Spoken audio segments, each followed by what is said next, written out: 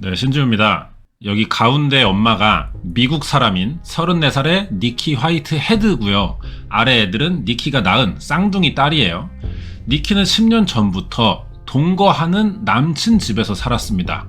근데 남친이 64살이야. 이건 좀 그런데. 30살이나 많다는 거지. 아니, 결혼도 아니고, 결혼도 말이 좀 나오겠지만 일단 30살 많은 남자랑 동거할 생각을 어떻게 하냐. 자유의 상징인 나라라 그런지 존나게 자유롭죠. 프리덤 그 자체야.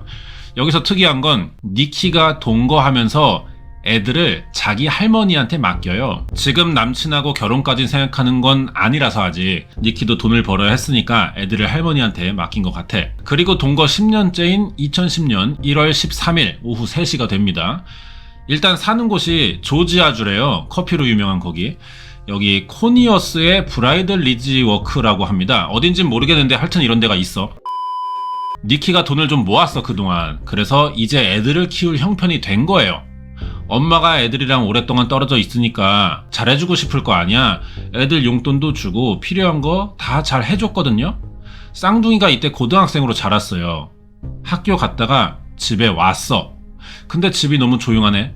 엄마가 잠깐 외출한 줄 알고 거실로 들어오는데 심상치 않은 장면들이 눈에 들어왔다 그래요.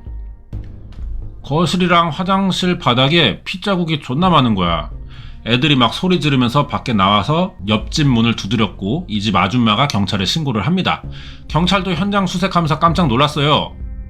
화장실에서 시신을 찾았거든요. 욕조에 물이 반쯤 채워져 있고 그 안에 애들 엄마 니키 화이트헤드가 들어있던 거지. 몸에 자상이 많았어요. 한 80군데 됐다 그래. 범인이 칼로 80번 이상을 찔렀고 상처가 대부분 얕긴 했거든요. 근데 치명적인 부위도 많았어요. 다짜고짜 여기저기 찌르다가 치명상을 입을 부위까지도 건드렸던 거겠죠. 폐, 척추, 경동맥이 찔린 거야. 피를 많이 흘릴 수밖에 없었고 화장실 앞에 깨진 유리병 그리고 스테이크 써는 칼이 발견됐거든요. 이걸로 때리고 찔렀나 봐. 이제 수사해야 되는데 여기서 또 문제가 첫 목격자의 진술이 중요할 거 아니에요. 근데 하필이면 이 죽은 여자 자식들이라는 거지. 애들이 어린 나이에 엄마 시신을 보고 충격을 너무 받은 거예요. 경찰 질문에 대답을 못해. 알아듣고 있는지도 모를 정도고 자기 팔 깨물고 이상한 행동들까지 보였거든요. 현장 상황만 가지고 수사를 하게 됐어요. 그래서 일단 니키는 타살이 확실해 보이니까 공격한 사람은 누구고 목적이 뭔지 알아야 되는데 이것도 쉽지가 않아. 일단 집에 사라진 물건이 없어요.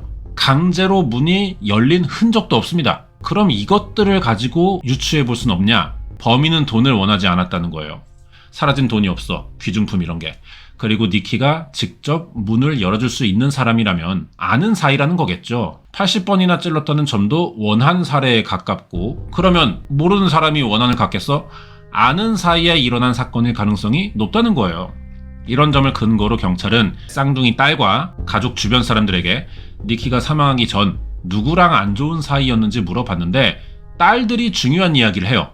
엄마가 남친 몰래 또 다른 남자를 만나고 있었다는 겁니다. 그래서 동거 중인 남친과 몰래 만나는 이 세컨 남친이 용의자가 된 거예요. 범인을 잡거든요. 수사 4개월 만인 2010년 5월 범인 얼굴이 공개됐는데 2명이야. 뭐야 이거? 남친이랑 그 세컨이 공범인가? 노노. 범인이 제스미아랑 타즈미아라고 여자애들이에요. 얘네야. 쌍둥이 딸들이 범인이라는 거야. 얘네가 방학 하루 전에 엄마 살해 혐의로 체포됐어요. 그러면 왜 범인이라는 건지 이제 자세한 내용을 좀 알아보자고. 애들 이름이 일단 제스미아, 타즈미아라고 하는데 엄마는 재즈 타즈라고 불렀거든요. 이렇게 설명할게요. 검은 옷 입은 애, 여기 점 있잖아, 오서방. 얘가 재즈고 흰 옷이 타즈야. 동네에서 일단 좀 알아주던 애들이래. 뭘로 알아줘? 어릴 때부터 음악 대회, 미술 대회 이런 데서 큰 상을 여러 번 탔고 하버드가 목표일 만큼 공부를 잘했대요. 지들도 지들이 잘난 걸 알아. 근데 자격지심도 좀 있었거든요. 그게 가정사야. 엄마가 18살에 남자친구랑 얘네를 원치 않는 임신으로 낳았었던 거죠. 애들 태어나면서 엄마는 남친에게 차였고 아빠는 한 번도 자기들 찾아온 적이 없대. 당연히 생활비 준 적도 없을 거고 사실상 아빠가 없는 애들인 거지. 미성년자의 미혼모인 거예요. 그럼 얘들을 어떻게 키우냐? 키울 능력도 없고 환경도 안 돼. 그 와중에 니키의 애들 엄마도 아직 대가리 꽃밭이라 친구들 만나 놀 생각만 했고요. 그래서 가족들 권유로 할머니에게 애들을 맡깁니다. 그리고 니키는 미용사 되려고 직업 학교를 다니기 시작해요.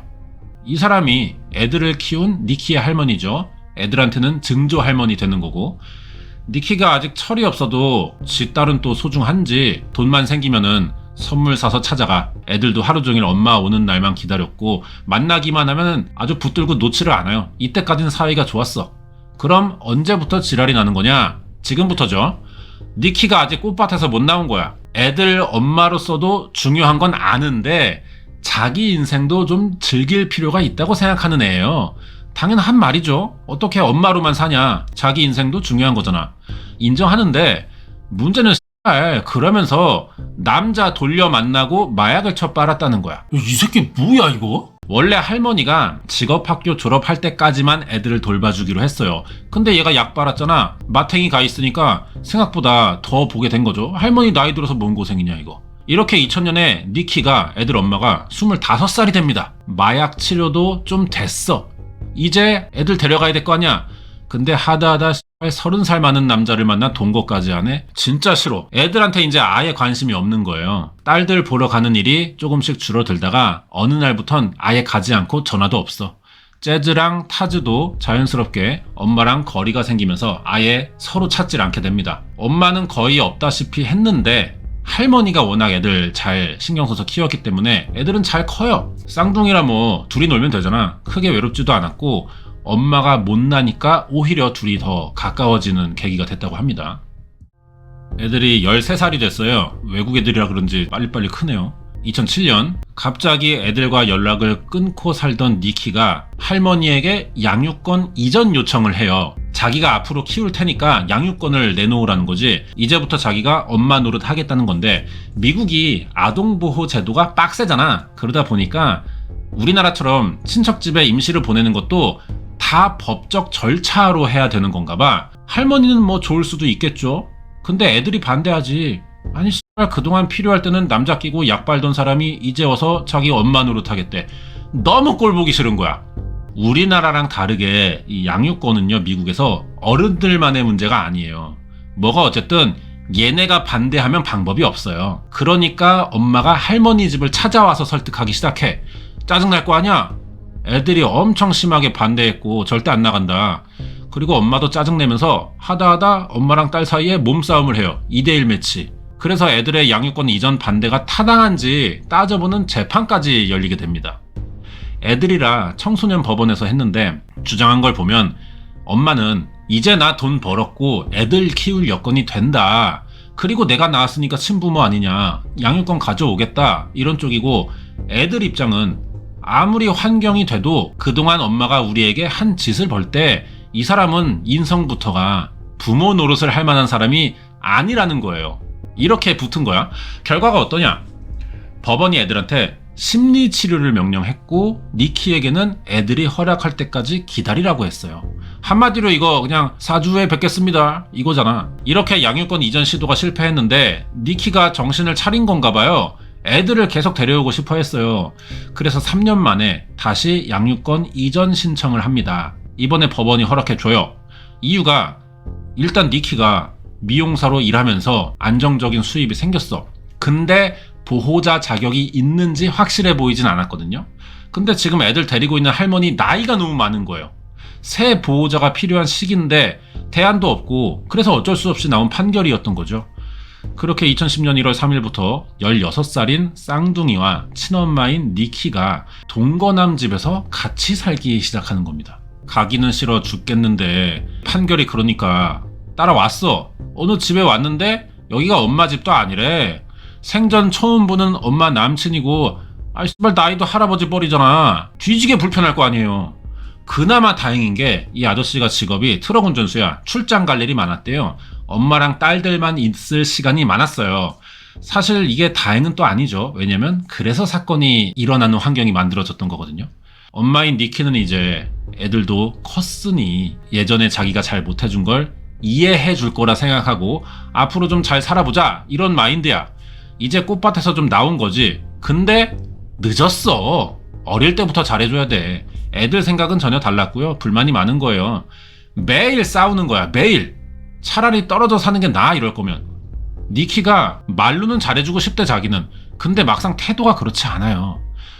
초등학생도 안 할 정도의 통금 시간을 둬. 막 4, 5시면 들어와야 돼. 그리고 이유 없이 휴대폰도 못 쓰게 했고요. 애들의 친구 사이까지 간섭을 하는 겁니다. 그럼 짜증날 거 아니야. 그래서 애들이 한마디 하면은 엄마가 더 소리 질러. 막 엄마를 우습게 보면 안 된다는 막 이래. 지 어릴 때는 더 심하게 살아놓고 애들한테는 아무것도 못하게 하는 거지. 물어보면 뭐 자신만의 사랑과 관심 표현이래요. 근데 애들 생각이 그러겠냐고. 노느라 애들 버려놓고 갑자기 나타나가지고 난 이제 엄마다 그러면서 잔소리랑 간섭 존나 하는데 엄마 같지도 않겠지. 애들 생각이 맞는 게 니키가 남친 출장 갈 때마다 애들 집에 놔두고 술 처먹으러 다녔어요. 아니 꽃밭에서 못 나왔어. 야, 이 뭐냐 얘. 이때 세컨 남친을 새로 만들기도 해서 엄마가 더 꼴보기 싫었겠죠. 이렇게 같이 살기 시작한 지 10일 지납니다. 이제 겨우 10일 지난 거야 이게. 2010년 1월 13일 아침 7시예요. 쌍둥이가 전날 친구네 생일 파티 갔다가 늦게 들어왔거든요. 애들이 아침에 알람 소리 듣고도 일어나지 못하는 거야. 니키가 또 승질 내면서 깨우는데 애들이 전날 늦게 들어왔으니까 혼날 걸 미리 알았겠죠. 그래서 자기들이 말을 맞췄는지 엄마가 깨우는데 쌩 까고 계속 자 둘이. 더 화딱지가 난 니키는 주방에서 냄비 하나를 들고 와요. 이걸로 뭐 하게? 냄비로 두드려 깨우냐? 아니야. 재즈의 머리를 내리쳐 이걸로. 이제 애들도 못 참겠지? 아침부터 또 싸우기 시작해. 이게 우리가 생각하는 엄마랑 딸의 싸움이 아니에요. 서로 쌍욕 기본이고 할퀴고 물어뜯고 완전 그냥 2대1 매치야 진짜로. 이날은 더 심했겠죠. 니키가 칼까지 꺼내와요. 애들도 만만치 않았거든요. 쌍둥이 중 하나가 꽃병을 던져요. 여기에 엄마가 머리를 맞은 거야. 그래서 쓰러져. 그러자 자기들 방에 대회 나가서 받아왔던 메달을 갖고 와. 이걸로 엄마 목을 조르는 거죠. 니키가 기절했어요. 근데 여기서 끝나지가 않은 거지. 엄마가 가져온 칼을 뺏어서 번갈아 가며 찌른 거야. 번갈아 찔렀다는 게 중요하죠. 타지가 몇 번 찌르고 자 너도 해 라고 준 거야. 재즈한테. 오랫동안 원한을 가져왔다는 뜻이고 그래서 니키 몸에 80군데가 넘는 자상이 생겼던 거예요. 니키가 의식이 없자 쌍둥이는 욕조에 물 받아서 엄마를 안에 넣었는데 이때까지만 해도 살아있었대. 고기 써는 칼이야. 스테이크 칼이거든요. 그래서 상처를 깊게 못 내니까 병원에 갔으면 살았을 거예요 아마. 근데 애들이 울면서 엄마가 죽어가는 걸 지켜보기로 했다는 거죠. 이걸 니키가 보면서 올려다보면서 딸들을 너희를 증오하고 너희는 감옥에 갈 거라는 말을 남기고 결국 죽습니다. 이제 애들은 어떡하냐? 지 엄마 닮아 그런지 굉장히 뻔뻔한 짓들을 보여주거든요. 현장이에요 여기가. 이 피 묻은 자국 다 지우고 옷도 세탁하고 칼 냄비에 묻은 지문도 지워요. 집 청소 싹 하고 학교를 갑니다. 처음 경찰에 진술했을 때도 애들이 이날 아침 9시 10분쯤 등교했다고 말했는데 사실 이거 청소하느라 1시간 늦게 갔어요.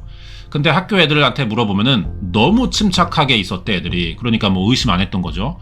그리고 애들이 집에 돌아와서 엄마가 죽은 걸 처음 발견한 것처럼 연기하면서 옆집에 문을 두드렸던 거예요. 애들이 예체능에 재능이 있어서 그런지 연기도 존나 잘해. 충격받아 막 울고 난리 치니까 경찰이 진술받기가 미안할 정도였다는 거죠. 아무도 얘네가 범인이라고 생각을 못했어요. 그럼 어떻게 범인인 걸 알아냈냐? 표정이나 목소리는 연기가 돼. 근데 사람이 이 행동으로 나오는 무의식적인 감정 표현까지는 감출 수가 없다는 거죠. 얘가 재즈인데 진술하면서 막 지 팔이랑 손을 막 깨물어 좀비 마냥. 그러면은 타지가 이걸 보더니 아 얘는요 불안할 때마다 깨무는 습관이 있어요. 얘 거들고 조사 내내 우는 연기도 했는데 끝날 때쯤 실수를 하는 거예요. 경찰이 이제 다 끝나가는데 니네 뭐 필요한 거 없니? 이렇게 물어본 거야. 그러니까 얘네들이 아 그럼 이제 우리 CSI 수사대 좀 봐도 되나요? 요번에 재밌는 거 나오거든요. 깜짝 놀랐어 경찰이 이 말에. 아니 CSI가 존나 재밌는 건 맞는데 얘네는 지금 몇 시간 전에 엄마가 살해됐고 시신도 처음 발견한 목격자들이란 말이에요. 근데 살인사건 수사하는 드라마를 보겠다고? 그것도 경찰서까지 와서? 경찰이 얘네 왜 이러나 싶으면서 뭔가를 발견해요. 타지가 조사받는 내내 장갑을 끼고 있던 거야. 1월이라 뭐 춥긴 했는데 실내고 살인사건 수사가 뭐 1, 20분 하고 끝나진 않잖아요. 몇 시간을 계속 끼고 있던 거죠. 이게 수상해 보여서 벗어보라고 했어요. 타즈가 또 바로 벗어줍니다. 그러니까 양손에 긁힌 자국이 나온 거죠. 좆된 거지. 태즈는 이게 아침에 지가 재즈랑 싸워서 생긴 상처라고 둘러댔는데 이미 경찰은 어때? 아, 이 새끼들이구나 싶었던 거죠. 이걸 보고 재즈는 갑자기 또 불안한가 봐. 지 팔뚝을 더 심하게 막 깨물어 막. 경찰은 재즈의 몸에 엄마가 깨문 흔적이 있을지도 모른다는 생각이 들었어요. 몸수색을 해봤지. 예상대로 엄마의 치아 자국이 나옵니다. 이 새끼가 시종일관 지 팔을 깨물고 있던 이유가 이것 때문이야. 자국 감추려고. 이런 수상한 점들이 나오긴 했는데 그래도 중요한 건 뭐야? 아직 살해했다는 증거가 되는 건 아니에요. 더 확실한 증거가 필요했어. 경찰이 일단 애들을 그 증조 할머니 집에 보내. 또 애들 돌봐야 되네. 그리고 니키 시신이 발견된 그 집을 다시 수색해보기로 합니다. 여기서 뭔가를 찾죠. 일부러 숨긴 것처럼 박스에 들어있던 니키 신발에서 쌍둥이의 혈흔이 나왔어요. 이거면 딸이 범인인 게 입증될 것 같잖아요. 근데 어떤 딸이냐가 문제잖아. 재즈와 타즈는 일란성 쌍둥이야. DNA 정보가 같아요. 쌍둥이가 주고받은 편지도 나왔는데 둘 다 엄마랑 사이가 안 좋아. 엄마가 사라지길 바란다 뭐 이런 게 써있는 거야. 할머니 말 들어봐도 둘 다 사이가 안 좋다니까 범인을 가려낼 수가 없는 거죠. 어떻게 이럴 때도 사실 방법은 있어요. 경찰은 그렇게 병신이 아니야. 어쨌든 둘 중 누군가는 엄마를 죽인 애새끼가 맞을 거 아니에요. 서로는 알고 있을 거 아니야. 죄수 딜레마를 이용하는 거죠. 서로가 배신하는 진술을 유도하는 겁니다. 분리조사를 시작해요. 근데 생각보다 둘 다 잘 안 넘어가. 쌍둥이라 그런지 믿음이 강하네. 아무도 배신을 안 해요. 하지만 애들은 애들이죠. 조사를 4개월 받았는데 지쳤어. 결국 그래서 범행을 자백하는 겁니다. 좋았어. 쌍둥이가 친엄마를 죽인 혐의로 체포됐다는 소식에 주변 사람들이 많이 놀랐겠죠. 할머니나 학교 사람들. 일단 얘네는 하버드가 목표일 정도로 공부를 잘했잖아. 그리고 예체능까지 좀 치는 애들이었거든. 성격도 사람들한테 잘 대하고 뭐 적극적이고 완전 엄친딸 그 잡채인데 살인범이라니 이렇게 된 거야. 재판은 4년 만에 열렸어요. 2014년 1월 혐의 인정됐는데 이게 약간 이상합니다. 고의적인 과실치사에 의한 혐의로 30년씩 맞은 거예요. 과실치사부터가 실수라는 건데 고의적인이 앞에 붙잖아. 뭐 고의로 실수를 했다는 거냐? 이 뭔 소리노? 아무튼 이런 거 다 떠나서 80방 찔렀잖아요. 근데 서로 자세한 진술을 안 해서 이 부분을 좀 경찰이 명확히 할 수는 없었나 봐. 그러니까 둘 다 공범 이렇게 된 거겠죠. 아무튼 이렇게 결과 나왔고 항소 없이 재판 끝나면서 서로 다른 교도소로 들어갔어요. 타즈가 2025년 5월, 재즈가 2027년 9월에 임시 가석방될 예정이라고 합니다. 30년씩 때려놓고 10년 만에 가석방이 예정돼 있다는 것도 이상한데 애들이 고딩이라 그런 건지 뭐 왜 풀어주는 건지는 잘 모르겠어요. 아무튼 뭐 풀어준대. 재즈가 2년 있다가 더 나오는 거는 뭐 먼저 찌른 게 인정된 건지 병 던져서 머리 맞은 게 인정된 건지 뭐 혐의가 좀 더 강했던 것 같고. 관련된 이야기를 좀 하자면은 얘가 재즈잖아. 아니 뭐 코에 저거 뭐 수박씨냐? 근데 뭐 학사물을 썼죠? 할게. 둘이 교도소에서 온라인으로 고등학교 과정을 졸업했어요. 방통대 같은 거 나온 건가 봐. 심지어 얘는 최우수 학생으로 뽑혀가지고 졸업식 대표로 연설까지 합니다. 지랄을 한다 아주 지랄을 해. 얘가 교도소에서 고등학교 졸업장을 딴 최초의 학생이래요. 기록도 세웠고 여기에 또 할머니도 갔거든요. 또 한마디 하시라고 기회를 줬나봐 교도소에서. 그러니까 또 살인범 딸 할머니로 올라간 주제에 이 뛰어난 아이들은 감옥이 아닌 대학에 가야 하고 나는 너희들이 사랑하는 손녀라는 게 자랑스럽다 뭐 이런 소리 했어요. 증손녀들이 지 손녀를 죽였는데도 이런 말을 한 거지 할머니가. 니키가 워낙에 연병하면서 살았으니까 어릴 때. 그러다 보니까 가족들하고도 사이는 좀 안 좋았겠죠. 아니 근데도 살인이 난 건데 이거는 이렇게까지 하는 거는 좀 할머니 이거 주체가 아닌가 싶어요. 이러고 박수 받으면서 인사까지 하고 내려왔을 거 아니야. 이러고 내려왔을 거 아니냐고. 미국이란 나라 이러는 거 보면은 아무리 좀 자유가 상징이라도 이거 이렇게까지 자유로울 수가 있나 싶다는 생각이 좀 들어요. 준비한 내용이 여기까지고요. 이번 영상은 미국에서 일어난 쌍둥이의 엄마 살인 사건 파일이었습니다.